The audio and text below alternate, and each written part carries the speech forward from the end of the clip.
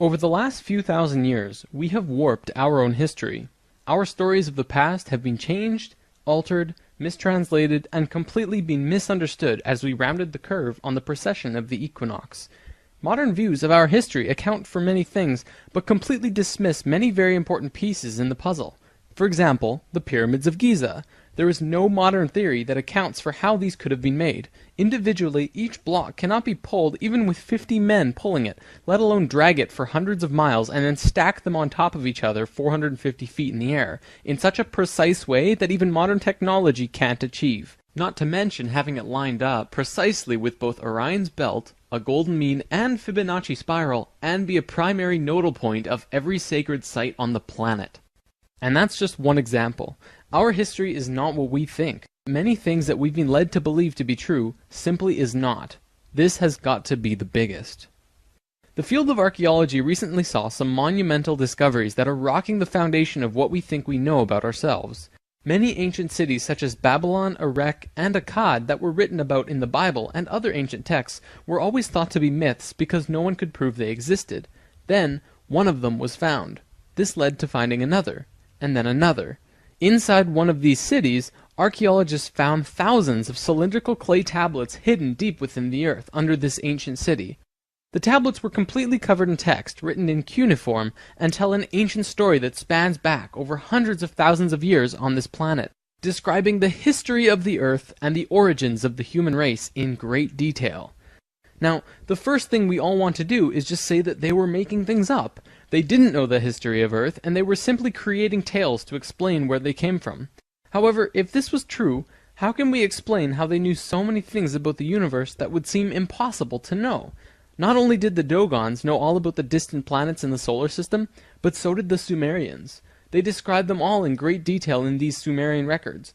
They also knew about the precession of the equinox. That's a tough one for a historian to understand, because it takes over 2,000 years of continuous observation to actually learn that the Earth has a wobble. The Sumerians had this information from day one of their civilization.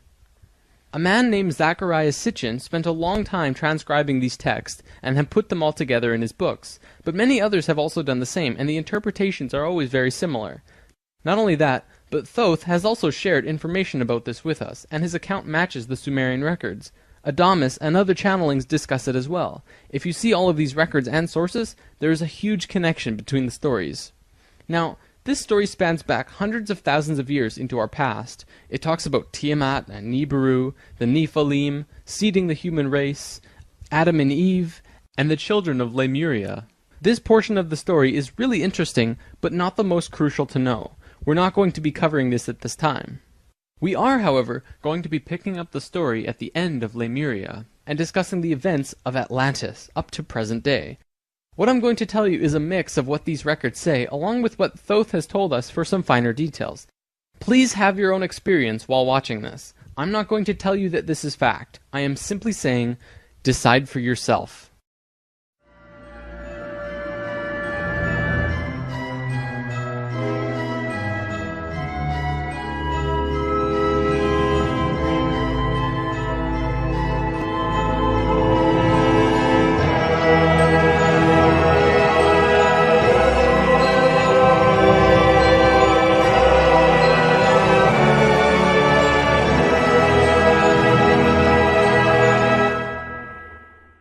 There was a time, long ago, when humans existed at a very high level of consciousness. We were intradimensional and were very psychic. We communicated through thought and emotion, much like how animals do rather than speaking or writing, which would seem very primitive. We lived primarily on a large string of islands called Lemuria, but there was a consciousness shift. We moved up in consciousness, and the islands of Lemuria sank beneath the oceans. At the time of this shift, a new continent rose out of the waters. We called it Atlantis. Back in the early 1900s, the spiritual path of the United States was similar to what's happening today. People began to learn about meditation and study ancient lands like Atlantis and Lemuria. We actually found quite a bit of evidence that Lemuria existed, and it had to do with coral. See, the ocean floor does rise and fall. Coral can exist up to 150 feet under the surface of the water. In 1910, the surface of the ocean was probably higher because they were able to see coral rings heading away from Easter Islands for a great distance. These rings were estimated to be found at 1,800 feet, which means that for them to have existed, they would have had to be much higher and sunk slowly. Probably more important, they also found the exact same fauna and flora from the Hawaiian Islands all the way to the Easter Islands. This is a great distance, but if you look at a map, you'll see a long string. That string, according to Thoth, used to run along the western shores of Lemuria. It is only on these islands that have the same flora and fauna. Same trees, bugs, bacteria, everything. Science can only explain this if there were closer land bridges between these islands at one point. Although we were studying this at that time, World War I began soon after, and we lost interest in spirituality and the ancient lands for a very long time. After the sinking of Lemuria and the rising of Atlantis, at first the human race became scattered. We moved to various islands and continents all over the world because we didn't have a home. Yet, we didn't know where to go. At that time, there were about 1,000 humans at a very high consciousness, more than all of the rest. They were called the Nakals. Today, we know them as Ascended Masters. The Nakals began preparing Atlantis to be our new home. They projected their energies across the surface of the continent in the form of the Tree of Life, not with 10 circles, but with 12, an extra on top on the island of Udal, and an extra on the bottom in the water. There were 10 components on the mainland, and even though it extended over hundreds of miles on the surface, it was projected to the accuracy of a single atom. We chose to move to Atlantis because of the Kundalini. In humans, the Kundalini is often referred to as the energy serpent that runs up and down your spine. When activated, it provides an immense amount of energy through all of the chakras. The Earth itself also has a Kundalini because the Earth is alive, like an organism, running from the center of the planet to a specific place on the surface. Wherever the Kundalini resides, the people there become the spiritual leaders of the world. The Earth chose Atlantis to be the new energetic center of the planet. After Atlantis, the Kundalini moved to the mountains of Tibet, which is why the Buddhists were the leaders in pure spirituality for the last 13,000 years. It was a very pure place. It moved again within the last 10 years, but that's a story for another time. If you want to read more, check out the book The Serpent of Light by Drunvalo Melchizedek. Suddenly, in a single day, the Nakals breathed life into the Tree of Life on the surface of Atlantis. This created vortexes of energy rotating out of each and every circle. Once the vortexes were established, the children of Lemuria began to be called forth. Millions upon millions of Lemurians who had settled all across the planet began to be pulled toward Atlantis. A great migration began. However, the Lemurian body of consciousness had only reached the age of 12 as a planetary consciousness. Because we were right-brained, we were a female species, like a 12-year-old girl. And some of our centers weren't working yet. They had worked with these energies, but only mastered 8 of the 10. Each migrating Lemurian was attracted to one of these 8 centers on Atlantis, depending on the nature of the individual. There, they settled and began to build cities. That left 2 vortexes with nobody using them, not a single person. These 2 vortexes were pulling life toward them, and in life, you can't have an empty place. Life will find a way to fill it. Similar to if you were driving along a freeway, following another car, and you drop too far behind, someone will fill the place. That's exactly what happened on Atlantis. Though the Lemurians had only filled 8 of the vortex areas, Mayan records state clearly that there were 10 cities in Atlantis when it fell. You can see these records in the Troano document, which is now located in the British Museum. This document is estimated to be 3,500 years old, and it describes in detail the sinking of Atlantis. To fill these 2 empty vortexes, according to Thoth, 2 extraterrestrial races stepped in. Not 1, but 2 completely different races. The first race were the Hebrews, coming from our future. Thoth says that they came from off-planet, but we don't know where exactly. The Hebrews were kind of like a kid who went through 5th grade and didn't make it, so they had to do that grade over again. They learned all the math, the left brain stuff, but they didn't get the right brain aspect of evolving consciousness, the doing. They didn't graduate to the next level of evolution, so they had to do it again.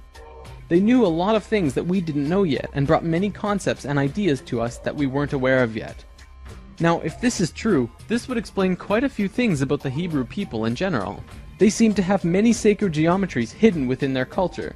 It also puts perspective on the story of Exodus. Perhaps Moses incarnated into that lifetime to free the Hebrews because they were not direct descendants of humans and were being treated unfairly.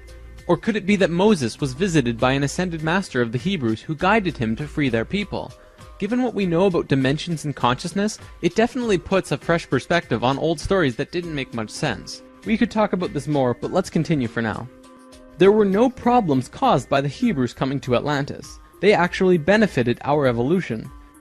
The other race that stepped in caused big problems. These beings came from the nearby planet of Mars. See, according to Thoth, Mars looked very much like Earth a little less than 1,000,000 years ago. It was beautiful. It had oceans and water and trees that were just fantastic. But something happened to them, and it has to do with something called the Lucifer experiment. From the very beginning of creation, everything is simply an experiment. Creation itself was just consciousness creating and inhabiting itself in that creation. There is no divine plan. Spirit can do whatever it wants. Having said that, if Spirit decides to cut itself off from the rest of consciousness and create a separate reality on its own, it can do that too. This is called the Lucifer experiment.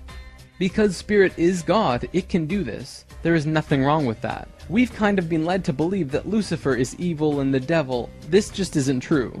Lucifer is just another means of perceiving the reality.